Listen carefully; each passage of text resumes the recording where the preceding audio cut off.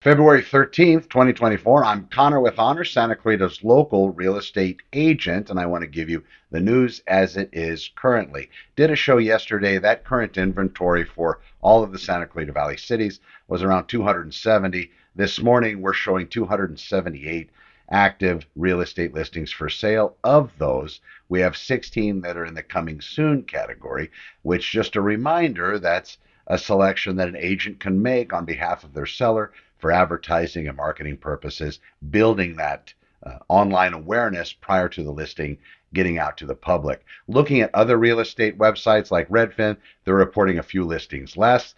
Could be an access issue. I am with the local board, so potentially it's maybe more accurate, but it's just something to be aware of when you're looking online.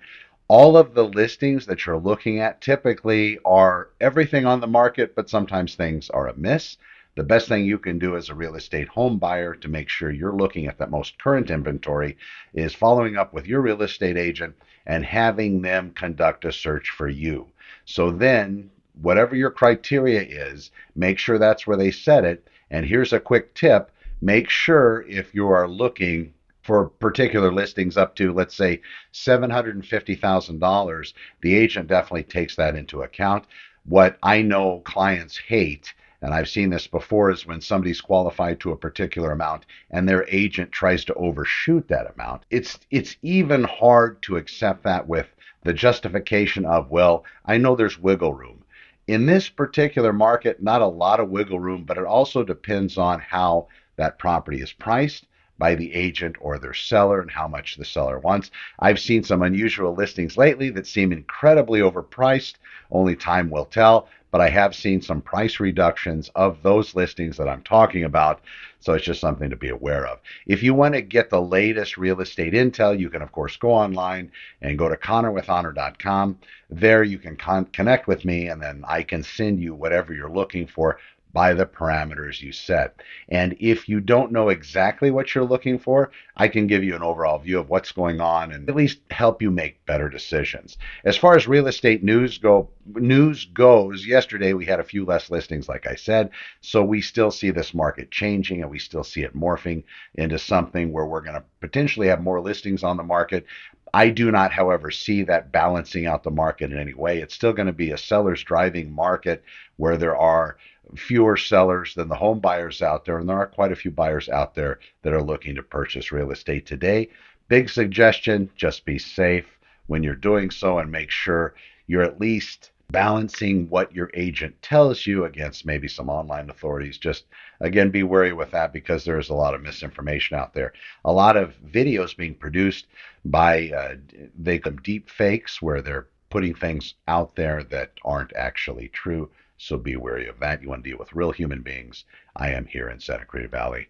I'm Connor with Honor. All right, so as far as the days on market time frame goes, Redfin's showing overall 39 days. That's going to be from beginning to end. So realistically, if we're talking 30-day escrows, usually that's pretty much this market. Because it is a seller's market, most of the sellers are ready to be finished with the escrow in 30 days. Most of the buyers and their lenders, if they're getting loans on real estate, can perform and get everything finished in 30 days. That's the average time frame. So when you get ready as a home buyer to write your offer, have that discussion with your agent. It could be that you could tweak that number a little bit if your lender's on board and maybe close it sooner, that making your offer more attractive to the seller and maybe not costing them as much money as it would cost if they had a buyer that could only close in a minimum of 30 days or even longer. The closing time frame is also going to depend on other services that have to be provided, such as the appraiser. If you are using a VA loan or an FHA loan, it could be that the appraisers are overtaxed in that regard and they have a delay to get out to the property and get the appraisal completed and then the report pushed through to where it needs to be, where it needs to arrive. If that's the case, my suggestion is maybe talking to your lender, seeing if there's a way to rush it, and I see that happening. Also, especially if you're going to have a shorter escrow time frame, Mr. Seller, please choose my offer if you're going to use that as something to help your offer get accepted. So the days on market time frame are very low, and that's because we don't have much inventory and there are quite a few active buyers out there. Now, as far as selling rate, we have anywhere from 7 to 14 to 16 listings added every week to our market, and we see that those properties don't take long to go into escrow as long as they're priced correctly. But as far as today, we don't have hardly any foreclosures. There's nothing in that nature on the market. Short sales aren't anything on the market either, not very much hitting as far as those numbers. And then we look at the other end of it, the normal average equity type sales, plethora. That's most of the listings out there are equity sales where the sellers have their properties in such a way where they have enough equity to be able to pay whatever the costs are to selling those residences through a real estate professional and then walking away with enough money to go purchase something else, of course, dependent on the property when it was purchased and the financial of the seller to continue to repay that. All right, so let's look at this. Inside Santa Clarita Valley, the listings are still incredibly limited. We don't have a lot of inventory. It would take our inventory probably going up by 3 times, somewhere in the neighborhood of 750 to 1,000 listings to really balance out this market and create it so it's more evenly spaced. Right now, I don't see that. In fact, I don't see that coming up here in the near future. The interest rates are somewhere hovering, depending on where you are, high 5s, low 6s, but that's very much credit score dependent and also dependent on what programs are out there. My suggestion, always keep in touch with your lender. And if you are scouring the news sites out there for real estate information and you're seeing these wonderful rates, let's say in the 4s or the 3s, and you get all excited and you call your lender and they say that that's a hook or it's a trick to try to get you to apply with a different company, they're right. Usually when you see things out there that are too good to be true, things that maybe your agent or your lender missed and you're finding it online, verify that with them that in fact it is not true or it is true, and then have them make whatever adjustments they can accordingly. That's important for you as a real estate buyer and also you as a real estate seller. If you're seeing news out there, don't hesitate to contact your agent. In real estate, this is key. In real estate, anybody you deal with, be it me or another agent or lenders or whomever, if you have questions, great. You can talk to us over the phone all day long.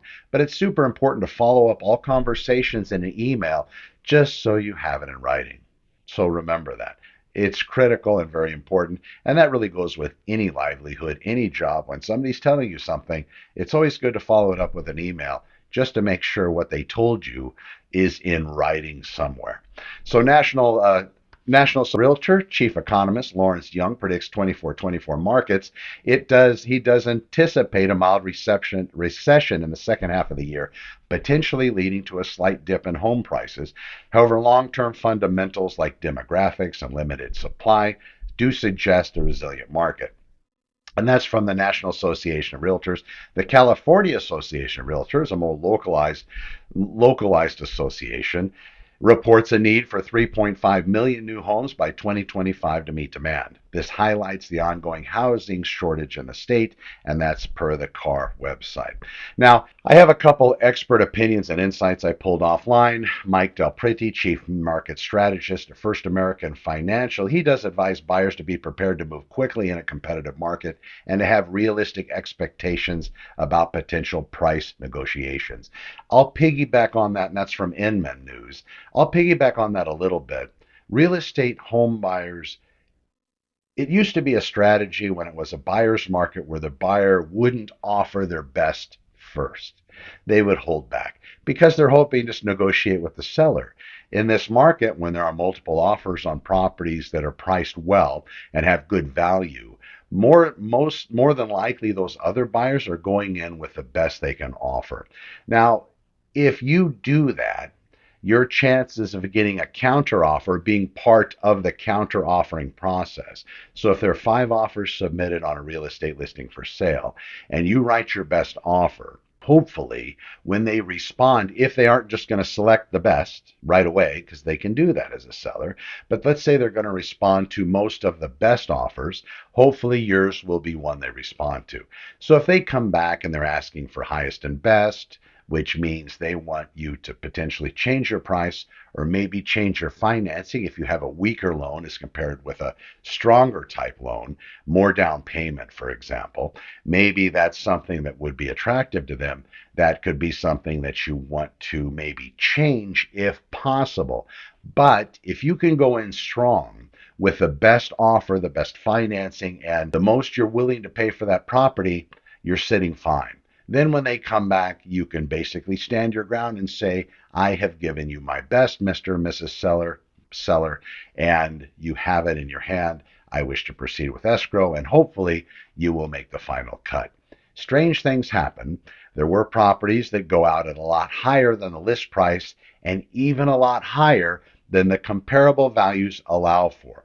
That happens because people can go out and they can actually put cash, depending on the loan program, put additional cash into the process in order to purchase at higher than the appraised value would allow for.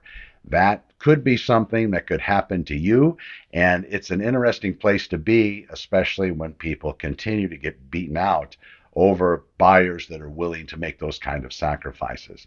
Another thing that we see with home buyers, which you'll have to really get your agent's advice on this one, is a client or a home buyer removing their contingencies before they've even had a chance to look at the house with an inspector or even do a more formal walkthrough of the residence and investigate more so than just viewing it when they first saw it at the beginning. Be wary with that because there are contractual timeframes set forth by the creators of the document, the National California Association of Realtors. There's a certain amount of days for you as a buyer to perform your inspections, your due diligence, to do your checking on the neighborhood, to make sure it's a safe place and it's somewhere that you really want to live. Unfortunately, some buyers do go in and they wipe all that out and they say, listen, if I make an offer on your house, I don't care what I find. If I choose to back out, then I can be held liable and you get to retain the deposit that I put into escrow at the beginning, basically giving up all the rights that they have. It does happen. That's a super high competitive market, and it's definitely something for you to be aware of. And if that's you, make sure you have a conversation with your agent because there could be some risk. There could be things in the house that you're not aware of. New housing, maybe not so much. There's warranties there. There's other things in place. But a resale residence, again, something that you want to make sure that you check on. Daniel Hale, chief economist at realtor.com, predicts a slowdown in home price growth in 2024, but not a significant decline. She emphasizes the importance of using local real estate agents to navigate the market, and that's from realtor.com. Now, as far as buyers, it's really good to be pre-approved. If you haven't done that and you're considering purchasing real estate, you at least know where you stand. There are other associated costs that get involved in that approval process. It's not just you see a sticker price of a residence at, I love the number $750,000. It could be that that residence has a homeowners association fee. It could be that residence has special taxes or the Melrose tax on that property as well. If that's the case, then that's going to add or take away from your ability, your purchase power, because those numbers have to be factored in. If you're looking at residential real estate at 750 with none of those things, let's say it's an older house, they don't have a homeowners association, then that 750 is going to match spot on at the 750, and that's more than likely what you're going to be approved for. But if it's carrying a $300 a month HOA and it's carrying a double property taxes on it, then that's going to cut into your financeability, and maybe you can only qualify for a home at $600,000 with all those other fees stacked on, if that makes sense. Definitely something to speak with your lender about with regard to the approval process and how that works.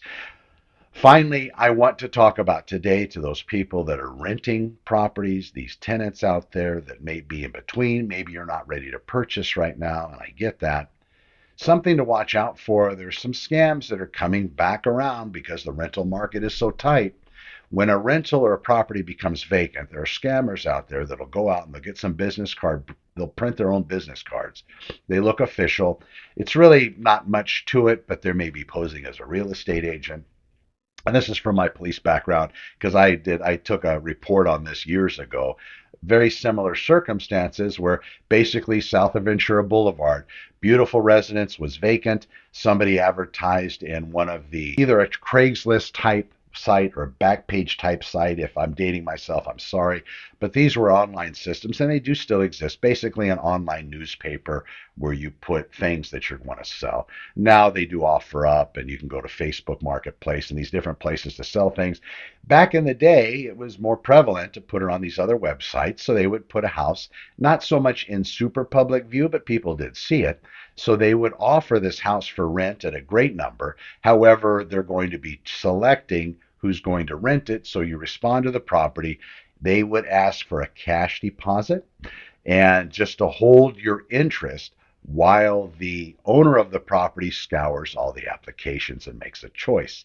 The problem is the house isn't even for rent, and the person out in front of the property has no relationship with the owner, and the person is out there just scamming people. So what they do is they take those cash deposits, they make some fancy kind of have you fill out some kind of a form with your personal information, including social security number. So they're getting a lot of payback for their effort, right? In a bad way. And then they take advantage of you totally. They basically ID theft you. They go after your credit and they try to scam you, not just with the money you left them at the property, but in your own financial back pocket. So please, before you start giving cash money, in fact, I would never give cash money, even if it was the deal of the century, but you have to be your judge. Watch out for that. All you have to do, ladies and gentlemen, go to connorwithhonor.com. You can reach out to me and connect.